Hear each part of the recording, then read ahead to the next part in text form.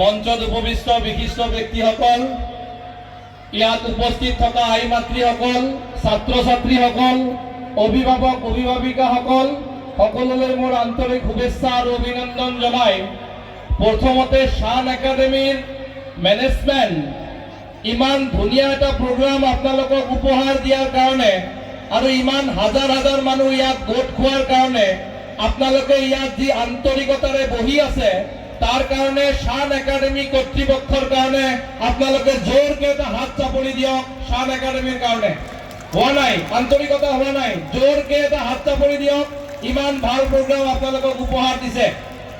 শান একাডেমীৰ এইবাৰ তেওঁলোকৰ ৬ষ্ঠ বাৰ্ষিক যি অধিৱেশন, সেই অধিৱেশনত আমাকো মাতিছে।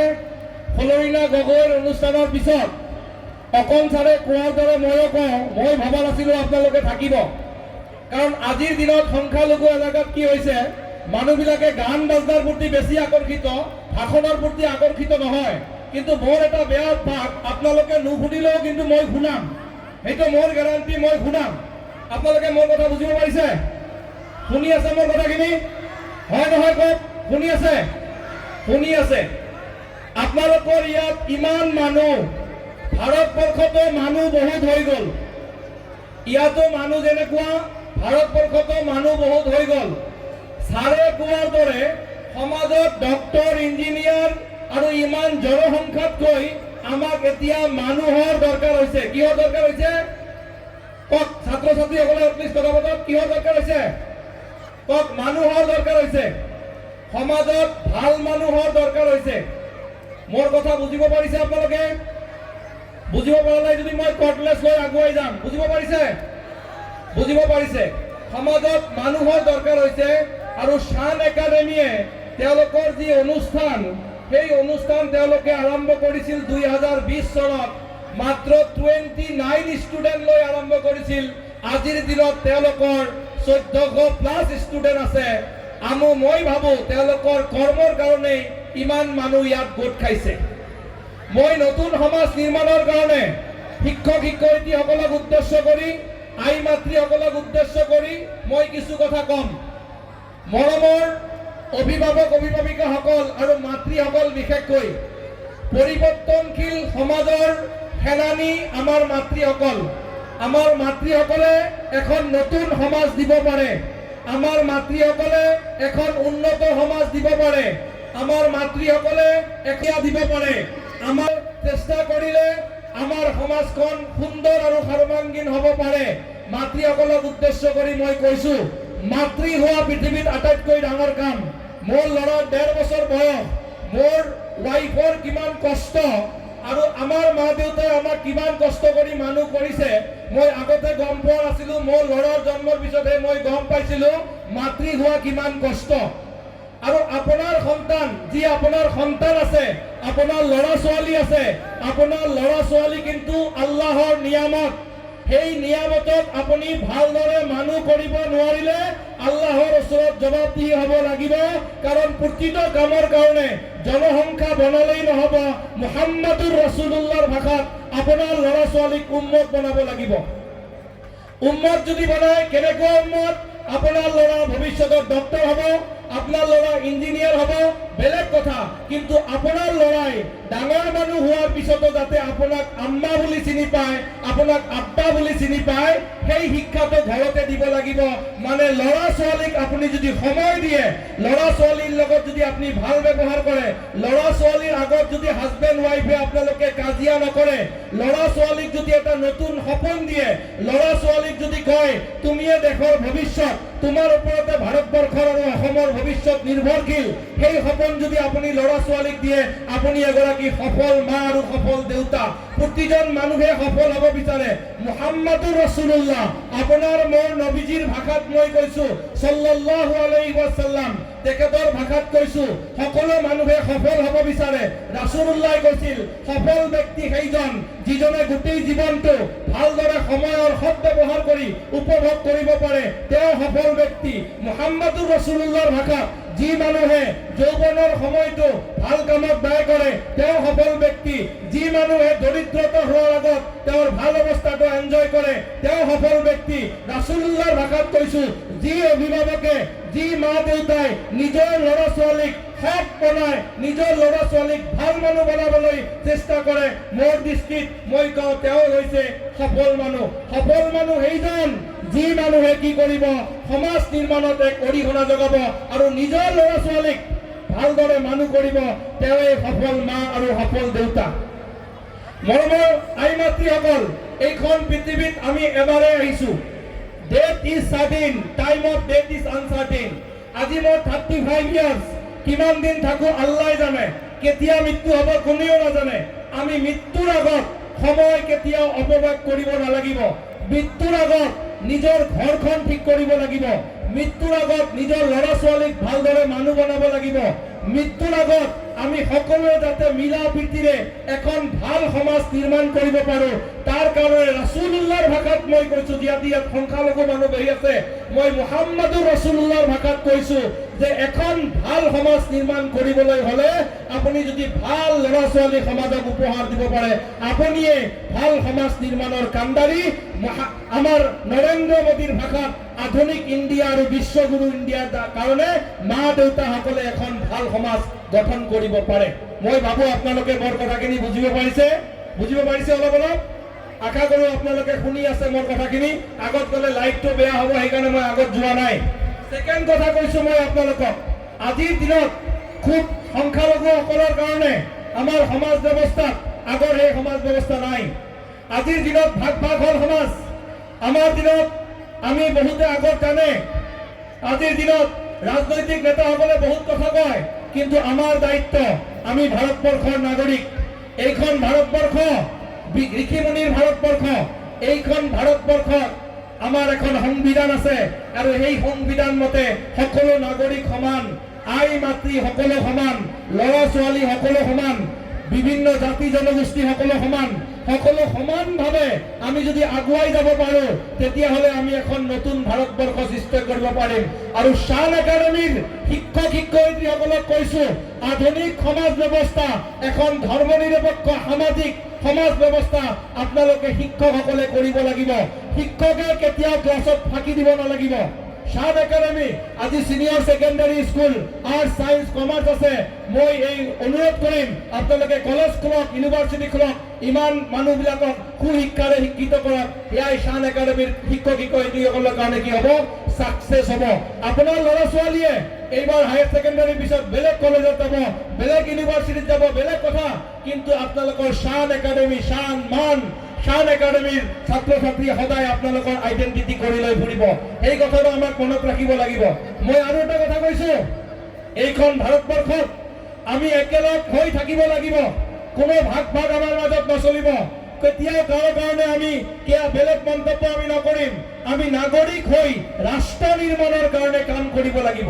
মাদাৰ টেৰেছাৰ ভাষাত কৈছো, আমি একদিনতে মহান কাম কৰিব নোৱাৰো। আমি সৰু সৰু কামবিলাক লাহে লাহে কামবিলাক কৰিম।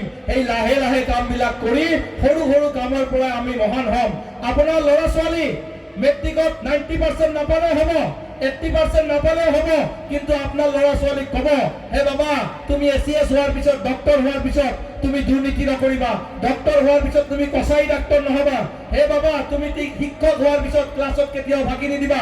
হে মোৰ ল'ৰা, তুমি কেতিয়াও কিন্তু বেয়া কামত লিপ্ত নহবা।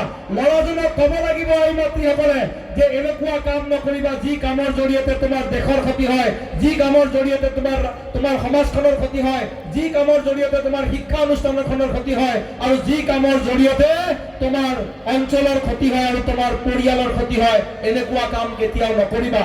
আপুনি মাতৃ, আপুনি আপোনাৰ ল'ৰা ছোৱালীৰ কাৰণে কিন্তু আপুনিয়ে প্ৰথম শিক্ষক। আৰু প্ৰথম শিক্ষক গৰাকীয়ে আপুনি আলিফ বা তা চাও শিকাইছে, আপুনি ABCD শিকাইছে, আপুনি AAB অ আ ক খ শিকাইছে, কিন্তু লগে লগে আপোনাৰ লগত শিকাওক সৰুতে পাপ কি, পুণ্য কি, ভাল কাম কি, বেয়া কাম কি, what to do, what not to do, what is our duty, what is our responsibility, right কি, responsibilities কি, এই কথাখিনি যদি আপনার সন্তানক আপনি শিকাব পাৰে, আপনি সাকসেসফুল আৰু আপনি ভাৰতবৰ্ষ নিৰ্মাণৰ কাণ্ডাৰী। ৰাছুলুল্লাহৰ ভাষাত আকৌ কৈছো, মুহাম্মাদুৰ ৰাছুলুল্লাহৰ ভাষাত, যি কাম কৰিব জীৱনৰ শেষ কাম বুলি কৰক। ঈশান নামাজ পঢ়ি আহিছো এতিয়া। ঈশান নামাজ এনেকে পঢ়িম যে এইটো মোৰ জীৱনৰ শেষ নামাজ। ফজৰ এনেকে পঢ়িম, এইটো মোৰ জীৱনৰ শেষ নামাজ। আজিৰ সমাজত সংখ্যালঘু এলেকাত বহুত হায়াৰ ছেকেণ্ডাৰী পঢ়া হাই এডুকেটেড জেনাৰেলি হাইলি এডুকেটেড মানুহ পোৱা যায় আমাৰ কোনো ধৰ্মৰ প্ৰতি নামাজৰ প্ৰতি কোনো আগ্ৰহ নাই তেওঁলোকে ভাবে এইখন পৃথিৱীয়ে আমি এনজয় কৰিম আমাৰ সমাজত এতিয়াও সংখ্যালঘু এলেকাত আপুনি টিভিত যদি চাই বিভিন্ন বেয়া কামৰ শিৰোনামবিলাক সংখ্যালঘু ল'ৰা ছোৱালীয়ে দখল কৰে এই শিৰোনাম দখল কৰা বন্ধ হ'ব লাগিব সোণতলীৰ এই শান একাডেমীৰ পবিত্ৰ মঞ্চৰ পৰাই প্ৰতিজ্ঞা ল'ব লাগিব যুৱকসকল যে আজিৰ পৰা মই গুটখা নাখাওঁ আজিৰ পৰা মই চিগাৰেট নাখাওঁ আজিৰ পৰা মই বিড়ি নাখাওঁ আজিৰ পৰা মই মদ নাখাওঁ আজিৰ পৰা মই কোনো বেয়া বস্তু নাখাওঁ কাৰণ মই নিজকে ভাল পাওঁ যি মানুহ নিজক ভাল পাব নোৱাৰে তেওঁ পৰিয়ালক কেতিয়াও ভাল পাব নোৱাৰে আৰু মই কৈছো সমাজত একদম অভিভাৱক আছে ইয়াতেও আছে সমাজত এচাম অভিভাৱক এচাম ডাঙৰ ডাঙৰ ল'ৰা মানুহ আছে ইয়াতে গোটেই পৃথিৱীৰ লগত ভাল ইয়াত বহি ডোনাল্ড ট্ৰাম্প কি কৰিছে নৰেন্দ্ৰ মোদী প্ৰধানমন্ত্ৰী হৈছে কোন মুখ্যমন্ত্ৰী হ'ব গৌৰৱ গগৈৰ কি কাম কোনে পদত্যাগ কৰিছে চাহ দোকানত আড্ডা মাৰিব গোটেই সমাজত ক'ব মই এজন বিশিষ্ট সমাজসেৱক ভাল কথা আপুনি বিশিষ্ট সমাজসেৱক হোৱাৰ পিছত এইজন মানুহৰ ব্যৱহাৰ নিজৰ পত্নীৰ লগত বেয়া মই কওঁ ৰাসূলুল্লাহৰ ভাষা আপোনাৰ যদি গোটেই পৃথিৱীৰ সমাজ সেৱক আৰু আপোনাৰ ব্যৱহাৰ পত্নীৰ লগত বেয়া মই কৈছো আপুনি বেয়া মানুহ আৰু আপুনি বেয়া মানুহ আপুনি যদি ভাল মানুহ হয় কেতিয়াও নিজৰ পাৰ্টনাৰৰ লগত বেয়া নহয় আৰু যি মানুহে আই মাতৃসকলে হাঁহি আছে মোৰ কথাত মই এটা হাত চাপৰি ৰিজাৰ্ভ কৰো এইটো কথাত যে আই মাতৃসকলে হাঁহি আছে হয় কথা এইটো কথা হয় আপুনি গোটেই হাজবেণ্ড গোটেই পৃথিৱীৰ লগত ভাল ল'ৰা ছোৱালীৰ লগত বেয়া ঘৰৰ মানুহৰ লগত বেয়া আব্বা আম্মাৰ লগত বেয়া মই কৈছো আপুনি সমাজ সেৱক হ'ব পাৰে আপুনি শিক্ষক হ'ব পাৰে ডক্টৰ হ'ব পাৰে আপুনি বেয়া মানুহ আপুনি MBBS পাছ কৰাৰ পিছত আপোনাৰ আই মাতৃক চিনি নাপায় বৃদ্ধাশ্ৰমত থোৱাৰ কাৰণে আপুনি চেষ্টা কৰে আপোনাৰ MBBS ডিগ্ৰীক কাষত ব্ৰহ্মপুত্ৰত পেলাই দিয়ক মই কৈছো আপোনাৰ দৰে MBBSতকৈ আমাৰ সমাজৰ আই মাতৃসকল যিসকলে জীৱনৰ আনুষ্ঠানিক শিক্ষা কেতিয়াও পোৱা নাছিল তেওঁলোকে সফল মানুহ কাৰণ তেওঁলোকৰ ব্যৱহাৰ ভাল নৈতিকতা ভাল সমাজৰ লগতে ভাল পৰিয়ালৰ লগতে ভাল যি মানুহ সকলোৰ লগতে ভাল তেওঁহে ভাল মানুহ মৰমৰ আই মাতৃসকল শ্ৰদ্ধাৰ আই মাতৃসকল আৰু এইসকল ইয়াত মছজিদ আছে মই নামাজ পঢ়িছো মছজিদত মানুহ কম ফজৰত মানুহ নাইয়ে 10জন 15জন ফজৰত কিয় কেতিয়াও অৱস্থাৰ পৰিৱৰ্তন নহয় যি জাতি নিজক চিনি নাপায় যি মানুহ যি জনগোষ্ঠী যি ধৰ্মাৱলম্বীয়ে নিজক চিনি নাপায় তেওঁ কেতিয়াও ডাঙৰ হ'ব নোৱাৰে তেওঁ কেতিয়াও আগবাঢ়ি হ'ব নোৱাৰে যি জাতিয়ে নিজৰ পৰিৱৰ্তন নিবিচাৰে যি মানুহে নিজৰ পৰিৱৰ্তন নিবিচাৰে সেই মানুহ কেতিয়াও আগবাঢ়িব নোৱাৰে আপুনি যদি ভাবে নতুন বছৰ এই বিহুৰ সময়তে প্ৰতিজ্ঞা ল'ম কালিৰ পৰা ল'ৰা ছোৱালীসকলে 5টা বজাত উঠিম পঢ়া শুনা কৰিম যদি প্ৰতিজ্ঞা লয় আপোনাৰ মেট্ৰিকৰ ৰিজাল্ট ভাল হ'ব যিসকল লাইনত আছে অহা বছৰ আপোনাৰ ৰিজাল্ট 90% এই শান একাডেমী নহয়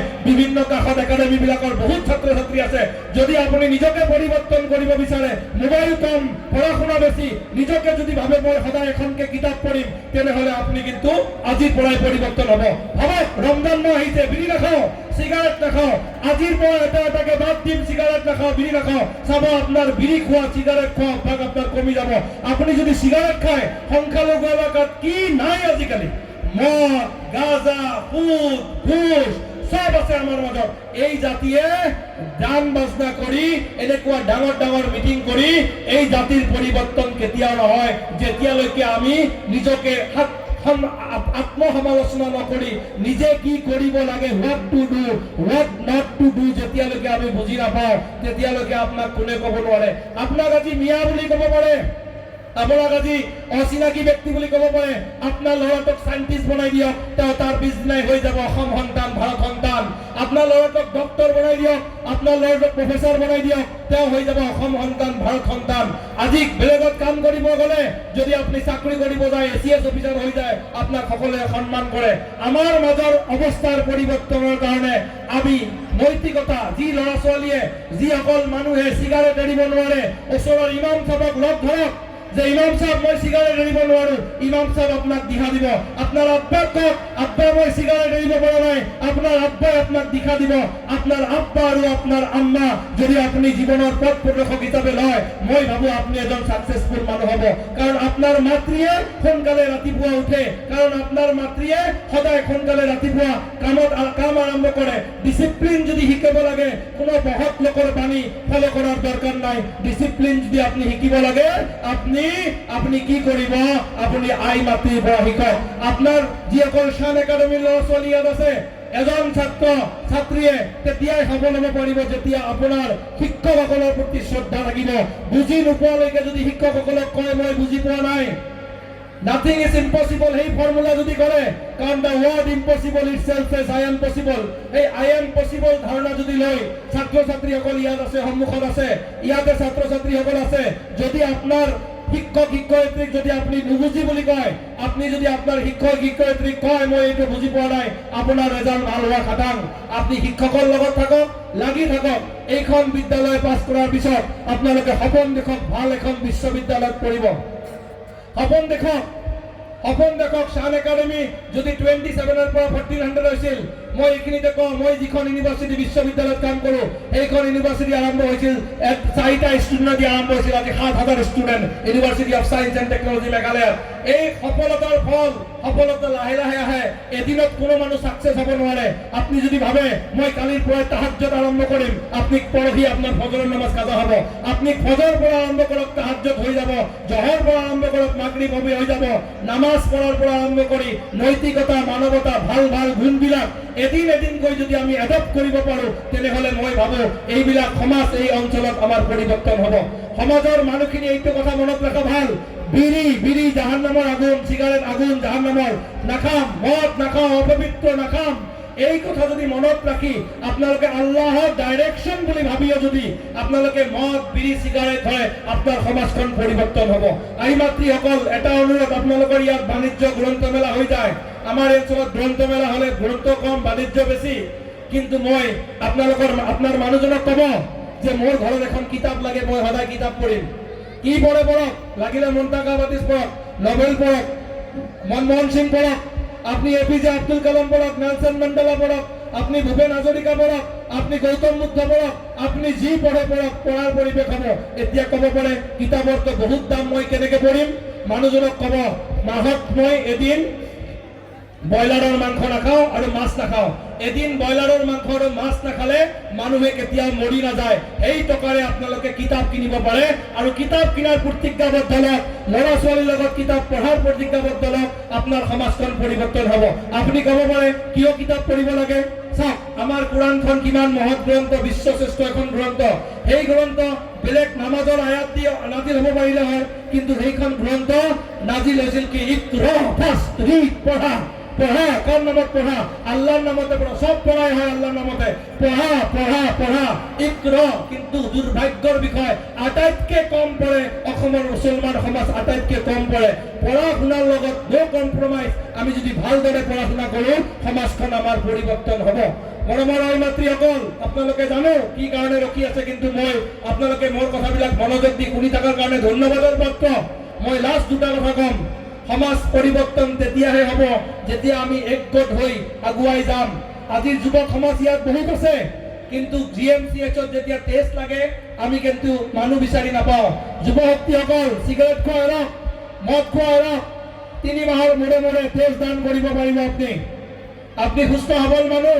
কোনোবা ডেলিভাৰী পেচেণ্টক টেষ্ট লাগে, টেষ্ট দিয়ক। জনসংখ্যা, আকৌ কৈছো জনসংখ্যা বহুত হৈছে, বেছি জনসংখ্যা আমাক নালাগে, আমাক লাগে মানুহ আপোনালোকে সৃষ্টি কৰিব লাগিব। Shaan senior secondary academy Shahidul sir মোক ইয়াক আমন্ত্ৰণ জনোৱাৰ বাবে কোনো কি নাই, ডাইৰেক্ট মেছেজ সুধিছে, নাম্বাৰ লৈছে আৰু মই আহিছোঁ। মোক গুৱাহাটী গৈ পাব লাগিব, আপোনালোকৰ মাজৰ পৰা বিদায় ল'ম। তাৰ আগতে মই আপোনালোকক মাত্ৰ দুটা কথা ক'ম যে নিজৰ সমাজখন পৰিৱৰ্তন কৰিবৰ কাৰণে আপোনালোকে এক ইতিবাচক পদক্ষেপ লওক। শানৰ একাডেমীৰ লগতে যিমান বিদ্যালয় মহাবিদ্যালয় আছে, আপুনি বিজনেছ কৰিছে, আপুনি যি কাম কৰিছে, নিজৰ কামটোক ডাঙৰ কাম বুলি ভাবি কৰক। আপুনি নাভাবিব তেওঁ ফ্লৰিনা গগৈ ইয়াত ছাকচেছফুল মানুহ, কাৰণ কি তেওঁ সপোন গম পাইছে। ছাকচেছফুল মানুহ 90% নহ'লেও হ'ব। মই দুটামান উদাহৰণ দিওঁ। লতা মংগেশকাৰ ক্লাছ 6 পাছ, গোটেই বিশ্ব চিনি পায়, ছাকচেছফুল মানুহ। শচীন তেণ্ডুলকাৰ ক্লাছ 8 পাছ, ক্ৰিকেটৰ ভগৱান, ছাকচেছফুল মানুহ। আমাৰ MS Dhoni BCom fail, successful মানুহ। এনেকুৱা বহুত মানুহ সমাজত আছে, তেওঁলোকে কিন্তু বেছি ডিগ্ৰী নাই, কিন্তু ছাকচেছফুল। আজি ভাৰতবৰ্ষৰ নেতৃত্ব দিয়া নৰেন্দ্ৰ মোদী 90% মেট্ৰিকত পোৱা নাই, কিন্তু তেওঁ ছাকচেছফুল মানুহ। আপোনাৰ ল'ৰা ছোৱালীক কেতিয়াও জোৰ নকৰিব যে ডক্টৰ হ'ব লাগিব, ইঞ্জিনিয়াৰ হ'ব লাগিব। খালি ছোৱালীবিলাকক ক'ব যে ভালদৰে পঢ়া শুনা কৰি তাৰ পিছতহে বেলেগৰ ঘৰত আপোনালোকে বিয়া দিব। বাল্য বিবাহ আইন হৈছে একদম ৰোধ কৰিব লাগে।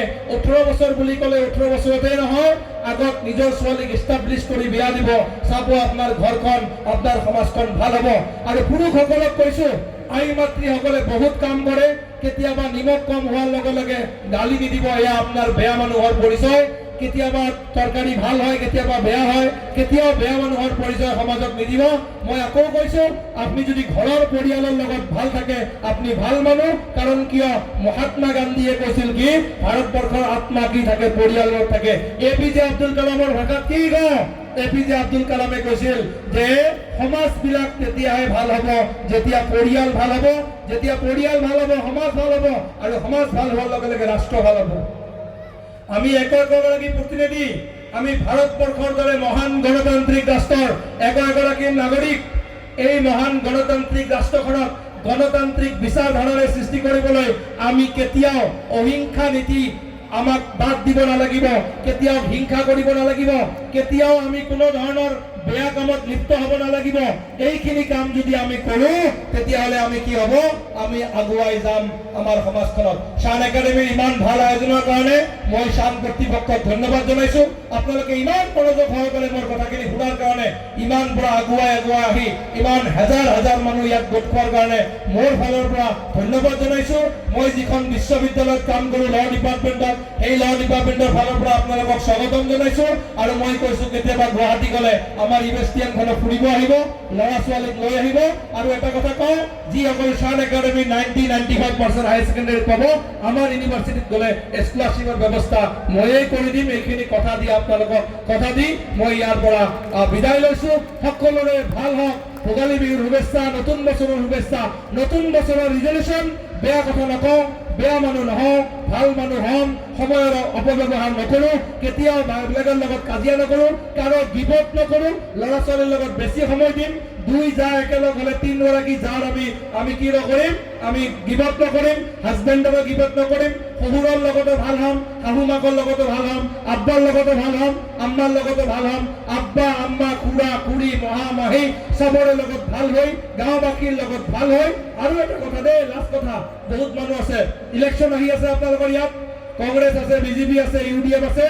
কংগ্ৰেছ BJP UDF থাকিব, লাগিলে ফেব্ৰুৱাৰীৰ পৰা মাৰ্চলৈকে অলপ ভাগ ভাগ হ'ব, পিছত কিন্তু আকৌ একগোট হ'ব। কাৰণ ছোৱালী বিয়া দিব লাগিব নহয় আমাৰ মাজত নো ভাগ। পলিটিকেলি কাক ভোট দিছে, কিন্তু ব্যক্তিগত শত্ৰুতা নকৰিব। কাৰণ কিয়, টকশ্বত কংগ্ৰেছ BJP আপোনালোকক দেখাই কাজিয়া কৰিলেও তেওঁলোকে একেলগে চাহ খায়, একেখন হোটেলত ভাত খায়, একেখন গাড়ীৰে তেওঁলোকে আহে। আপোনালোকে সমাজখনত ৰাজনৈতিকভাৱে কেতিয়াও ভাগ নহ'ব। এই ইলেকশ্যনৰ আগত এইখিনি কথা ক'লো, কাৰণ কাৰোবাৰ বেমাৰ হ'লে পইচা আমাকে ধাৰত দিব লাগিব, কাৰোবাৰ কি হ'লে আমিয়ে যাব লাগিব, আমিয়ে আগবাঢ়ি যাম। সকলোৰে ভাল হওক, পুনৰ শুভেচ্ছা জনাই। আৰু ইয়াত ডাঙৰ মানুহসকলেও মোৰ বহুত সময় ক'লো, পুনৰবাৰ আকৌ অনাগত দিনত আপোনালোকক লগ পোৱাৰ আশাৰে আপোনালোকৰ পৰা দোৱা বিচাৰিছো, যাতে দেহাটো আল্লাহে ভাল ৰাখে, কোনো ধৰণৰ বেমাৰ নিদিয়ে, বেমাৰ কাকো নিদিয়ক, তাৰে কামনা কৰি মই আব্দুল ৱাদুদ শ্বেখ আপোনালোকৰ মাজৰ পৰা বিদায় লৈছো। Thank U.